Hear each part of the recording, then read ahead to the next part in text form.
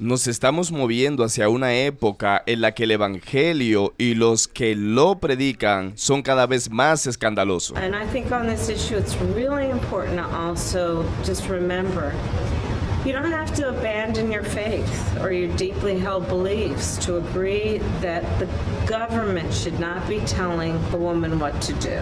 No solo al mundo, sino también a muchos que se asocian con Cristo y la Iglesia.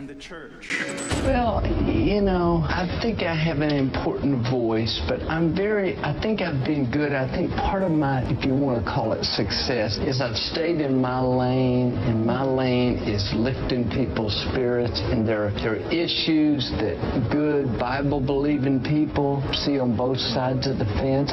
Predicadores como Joel Osteen ya han sido cuestionados en programas de televisión y le han hecho preguntas como el infierno, a lo que él responde que ese no es su mensaje, sino solamente un mensaje de paz. Tengamos mucho cuidado con este tipo de predicadores, ya que no predican el verdadero evangelio, sino uno que ha sido diseñado por ellos mismos. Pero lo que quiero que veas es que esto no es algo extraño que nos ha llegado, es algo común a lo largo de la historia de la Iglesia. Vamos a acabar con el cristianismo bíblico, porque el cristianismo bíblico no comparte esta visión de persecución de la vida, de persecución de la familia, de acabar con las libertades, y es un obstáculo que tenemos que acabar con él. ¿Cómo acabamos con el cristianismo bíblico? Que es la gran pregunta. ¿Qué hacemos para quitarnos este obstáculo de en medio? Bueno, lo vamos a hacer a través de varios caminos. Algunos son recientes, otros son más antiguos. Necesitamos reconocer eso y necesitamos vivir de acuerdo a ello. Pablo escribe que la palabra de la cruz es locura a los que están pereciendo. Care that you're a Christian. I don't care what the Bible says. Like, I feel like it's a clown show, like sitting here trying to decipher what your little mythical book has to say about these very real political issues, right? De su boca sale una espada afilada con la que derribará a las naciones y las gobernará con vara de hierro, pisará el lagar del furor de la ira del Dios Todopoderoso. En su manto y en su costado tiene un nombre escrito: Rey de Reyes y Señor de Señores. Ese es mi Jesús. Ese es el Dios a quien sirvo, no el Cristo afeminado que se predica en los púlpitos de los Estados Unidos de América.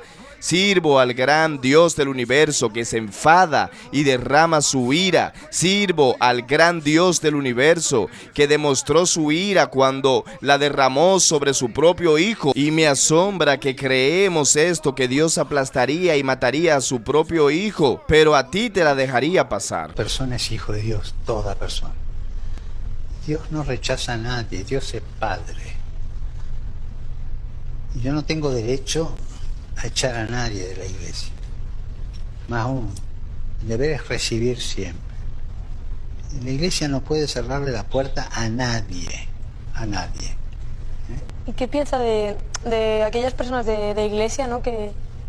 o sacerdotes que promueven el odio y utilizan la Biblia para sustentar esos discursos de odio? Y te leen como el Evangelio, ¿no? Para decir, no, yo no te estoy excluyendo, lo dice la Biblia, ¿no? Esa gente son infiltrados.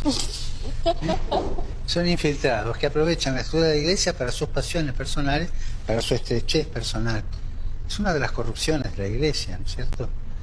Esas ideologías cerradas, que en el fondo toda esa gente tiene un drama interno, un drama de incoherencia interior muy grande, que viven para condenar a los demás porque no saben pedir perdón por sus propias faltas, ¿no? En general, uno de estos tipos que condena es un incoherente, tiene algo adentro. Entonces se libera condenando a los otros, cuando tendría que agachar la cabeza y mirar su culpa. Pero el día que la iglesia pierda su universalidad, ciegos, sordos, cojos, buenos, malos, todos, deja de ser iglesia, todos tienen cabida.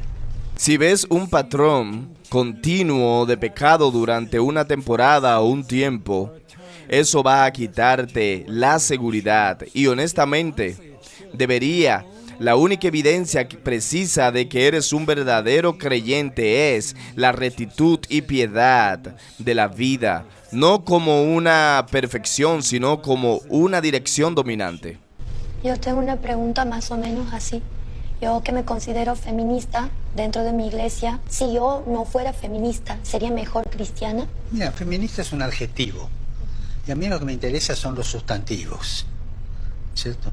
Nosotros caímos en la cultura del adjetivo, que todo lo relativiza un adjetivo y estamos multiplicando los adjetivos. El bautismo no se da a un adjetivo, se da a un sustantivo, a una persona. Y yo creo en las personas. En los anales de Tácito, en el primer siglo, el Evangelio de la Cruz se describe como una superstición perniciosa y dañina. Uno de esos caminos es impulsar la agenda ecuménica, es decir, vamos a diluir, a disolver, a hacer que desaparezca todo lo que es el elemento bíblico de ese cristianismo. Y lo vamos a sustituir por llamamientos a la unidad, a sentirnos todos bien los unos al lado de los otros, a querernos mucho, etcétera, etcétera. I remember my mum only lied to me about one thing. She said there was a God, and but that's because when you're a working class mum, Jesus is like an unpaid babysitter.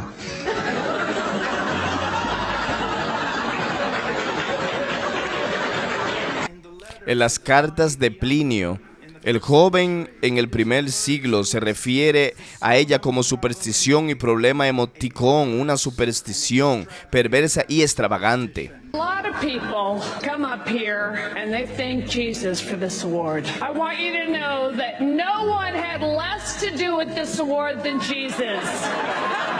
He didn't help me a bit. If it was up to him, Caesar Milan would be up here with that dog.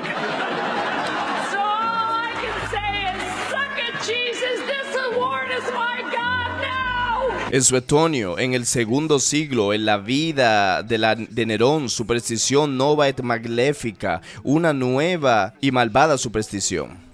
Otro de los mecanismos es infiltrar las editoriales, los seminarios, con mensajes que son partidarios de la agenda globalista. En el tercer siglo, Emminicius Félix en su diálogo de Octavio, Figmenta Malesana, opiniones, algo como una locura, una ilusión enferma.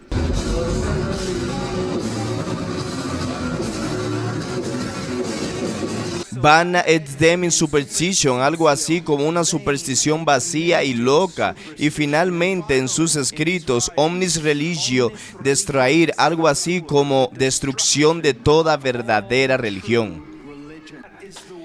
Así es como el mundo ve la cruz y a quienes la proclaman. ¿Cómo están? Miembros de una iglesia. Vamos por delante. Ay, me gusta. Chicos, sean todos bienvenidos al Facebook Live del día miércoles. A la pared. Por favor, un aplauso para De Bayot, el cura. Él es De Bayot, el cura cola. Oh my God. No es que sea un cura cola, lo que pasa es que él cura colas, ¿cachai, no? Y aquí tenemos a Sor. It's so sad. I don't know that they hide behind religion because I said this on this show once before. Jesus would be the Grand Marshal at the Pride Parade. En ese instante, ¿cuántos de ustedes pensaron en Stacey Abraham, verdad? Candidata a gobernadora de Georgia, quien argumenta que eso es fabricado para engañar a las mujeres. Ella está postulándose para gobernadora de Georgia y ella argumentó que lo que acabamos de escuchar es algo que se ha fabricado para engañar a las mujeres. Es impresionante hasta dónde la gente puede llegar. Es algo tan arraigado. ¿Y qué debemos hacer como predicadores? ¿Qué deberíamos hacer? ¿Qué deberíamos hacer? No, ¿qué deberíamos pensar? ¿Deberíamos ser? ¿Qué debemos hacer? ¿Debemos construir un puente del Evangelio hoy? Sin embargo, si hemos de vivir nuestras vidas como verdaderos cristianos que se someten a lo que Dios ha revelado en las Escrituras, no podemos evitar el escándalo, debemos abrazarlo y no debemos comprometernos, no una doctrina que trate sobre la sangre de Cristo debe ser comprometida. Nuestra cultura está progresando a un ritmo sin precedentes, no hacia Dios, sino directamente alejándose de Dios. Y en ese sentido es obvio que en estos momentos, por supuesto, ya hay manuales que se enseñan en seminarios, ya hay profesores en seminarios, ya hay editoriales evangélicas que están publicando materiales de este tipo. Por ejemplo, y es un libro especialmente escandaloso, El Evangelio de los Marginados, que es un libro que publicó la editorial CLIE, que ha sido durante décadas una editorial evangélica conservadora, es un comentario al Nuevo Testamento. Es lamentable cómo muchas personas en la televisión se burlan de Dios y esto el mundo lo celebra. Pero recordemos las palabras de nuestro Señor Jesús cuando dijo que seríamos aborrecidos por el mundo. Así que quiero pedirte que me ayudes a compartir este video con más personas, te suscribas, actives la campanita y nos apoyes con un me gusta, ya que de esta manera YouTube recomienda nuestro contenido a más personas. Nos vemos en un próximo video. ¿Contamos contigo?